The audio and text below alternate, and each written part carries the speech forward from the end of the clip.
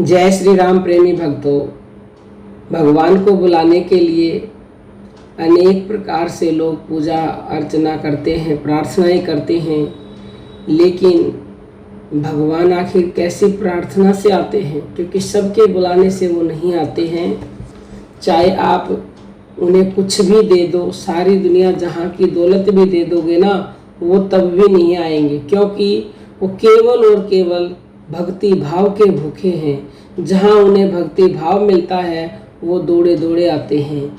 एक छोटी सी कथा के द्वारा हम आपको समझाना चाहेंगे, तो कृपया करके ध्यान से सुनिएगा। विदुर जी को आप सभी जानते हो। महात्मा विदुर कौरवों के मंत्री थे। वे समूचे राज्य के संचालन के लिए नीति निर्धारित करते थे। विदुर नीति का मुहावरा आज भी प्रसिद्ध है। विदुर सादा जीवन और उच्च विचार के प्रतीक थे। वे सादा कपड़े पहनते, सादा खाते और हमेशा नीति व न्याय का पक्ष लेते थे। परंतु दुर्भाग्य से जिस राजा के वे मंत्री थे वह अत्यंत निकम्मा, विलासी और अन्यायी होता गया। दुर्योधन की बुद्धि भ्रष्ट हो चुकी थी। उसे अपनी शक्ति और ऐश्वर्य पर इतना गर्व हो गया था कि वह किसी की परवाह नहीं करता था। महात्मा विदुर ने जब उसे समझाने का प्रयास किया तो उस दुष्ट ने उसका ही अपमान कर डाला। विदुर नीतिवान होने के साथ साथ स्वाभिमानी भी थे। उन्होंने कौरव सम्राट से अपमानित होते हुए भी राजकाज का काम करते रहना उचित नहीं समझा। अतः जब भगवान श्री कृष्ण के समझाने पर और विदुर द्वारा चेतावनी दिए जाने पर भी दुर्योधन ने अपने आप को बदलने से इनकार कर दिया तो विदुर राज्य छोड़कर चले गए। एक बार जब भगवान कृष्ण दुर्योधन की सभा में कौरव पांडवों में संधि कराने के उद्देश्य से पधारे तो विदुर को उनकी सेवा करने का मौका मिला। भगवान श्री कृष्ण ने दुर्योधन का आतिथ्य स्वीकार करने से इनकार कर दिया। अन्य कई गणमान्य राजा जो सभा में मौजूद थे, उन्होंने भी श्री कृष्ण को अपने यहाँ भोजन पर निमंत्रित करना चाहा, पर कृष्ण ने किसी का आतिथ्य स्वीकार नहीं किया। वे अचानक विदुर के घर जा पहुँचे। महात्मा विदुर और उनकी पत्नी दोनों ही कृष्ण के बड़े भक्त थे। जैसे ही उन्होंने कृष्ण को अपने घर के द्वार पर देखा, वे उनके स्वागत के लिए दौड़े।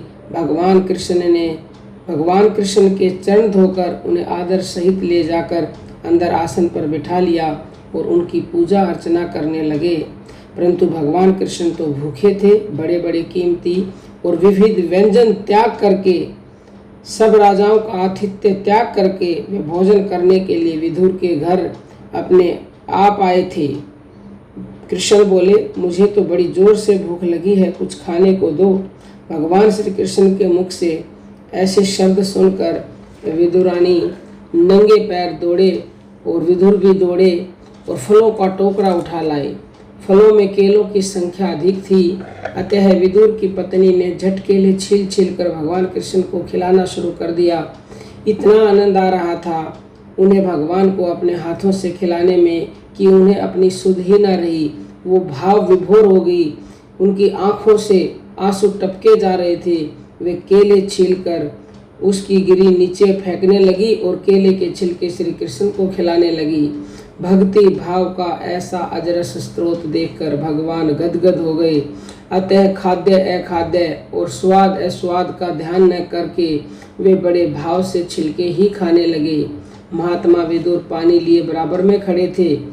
अचानक उनकी नज़र श्री कृष्ण के मुख पर गई तो वे चौंक पड़े। केले के छिलकों से उनका मुंह भरा था और छिले हुए केले विदुरानी के पास पड़े थे। अरे अरे ठहरो तो, विदुर जी ने पत्नी से कहा, तुमने यह क्या गजब कर दिया? केले के छिलके भगवान को खिला रही हो और छिलके श्री कृष्ण जी शौक से खा रहे हैं। देखो तो कितना अचरज है। और भगवान के मन का भाव तो देखिए, वे छिलकों को सटरस व्यंजन की भांति कितने स्वाद से खा रहे हैं। मैं तो केवल प्रेम का भूखा हूँ विदुर जी। श्री कृष्ण बोले, क्या केले और क्या केले का छिलका, मेरे लिए तो एक ही बराबर है सब। इतनी ममता और इतने स्नेह से मुझे आज तक किसी ने नहीं खिलाया। मैं आज पृथ्वी पर आकर पहली बार तृप्त हुआ हूँ। यह तो आपकी भक्त वत्सलता है। करुणा निधि है। हमारी गलती को भी आप भक्ति का रंग देकर गुण बताने का प्रयास कर रहे हैं। हमें आज आपने धन्य कर दिया भगवान। उधर अपनी गलती का एहसास हो जाने से विदुरानी बड़ी शर्मिंदा हुई। वो शर्म से जमीन में गड़ने लगी।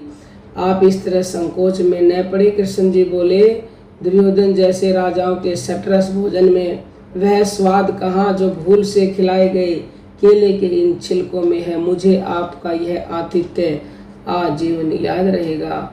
तो ऐसे हैं श्री कृष्ण जी, उन्हें तो केवल और केवल भक्ति भाव चाहिए। उनका असली भोजन भक्ति भाव ही है। भगवान को ना रोटी की भूख है, ना व्यंजनों की, ना धन की, ना दौलत की।